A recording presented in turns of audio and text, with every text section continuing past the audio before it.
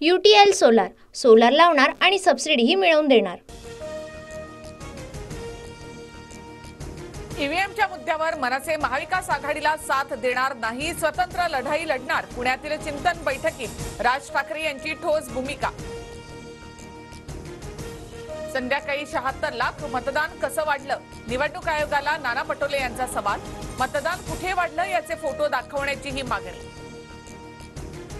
दिल्लीमध्ये आज अमित शहांसोबत महायुतीच्या तीनही नेत्यांची बैठक। मुख्यमंत्री आणि मंत्रिपदाच्या फॉर्म्युल्यापर्यंत मोठा निर्णय होण्याची शक्यता।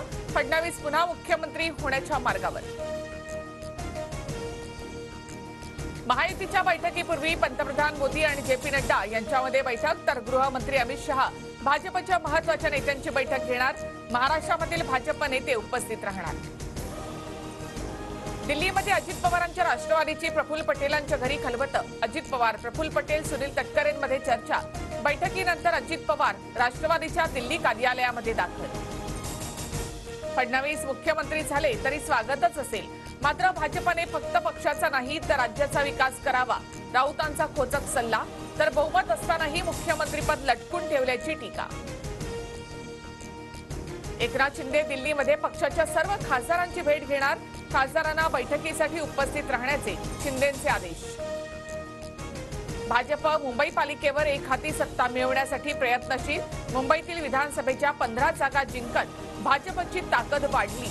महापालिकेसाठी 150 नगरसेवकांचं भाजपचं टार्गेट, सूत्रांची माहिती। राज्यातील काँग्रेस नेत्यांची उद्या दिल्लीमध्ये खरगेंसोबत बैठक। गटनेता म्हणून नितीन राऊत तर प्रतोद म्हणून अमित देशमुखांच्या नावावर शिक्कामोर्तब होण्याची शक्यता। आम्ही महाविकास आघाडीपासून अजिबात वेगळे होणार नाही, कार्यकर्त्यांच्या व्यक्तिगत भावना। मात्र राजकारणात इतक्या घाईनं निर्णय घ्यायचे नसतात, राऊतांकडून स्पष्ट। डिसेंबरमध्ये भाजपच्या नवीन अध्यक्षांची निवड होणार। नड्डांकडून संघटनेच्या निवडणुकीसाठी निरीक्षकांच्या नेमणुका। तावडेंवर बिहार, उत्तर प्रदेश तर अरुण सिंग यांच्यावर महाराष्ट्राच्या निरीक्षक पदाची जबाबदारी। ईव्हीएम मध्ये गडबड असती तर मलाही 1 लाख मतं मिळायला हवी होती। जरांगेंमुळे मोठ्या वर्गाची मतं मिळाली नाहीत। भुजबळांकडून ईव्हीएम वरील आरोपांना उत्तर देताना जरांगे यांच्यावर निशाणा। माझ्या पराभवाचं श्रेय राणा दाम्पत्याने घेऊ नये, मला पराभूत करण्याची राणा दाम्पत्याची अवकात नाही। बच्चू कडूंचा हल्लाबोल। जनतेला बच्चू कडूंना त्यांची जागा दाखवली, दादा आता कसं वाटतंय असं म्हणत नवनीत राणांनी कडूंना डिवचलं।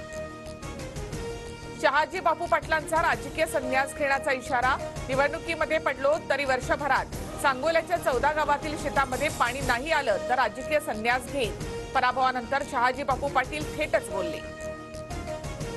हेलिकॉप्टर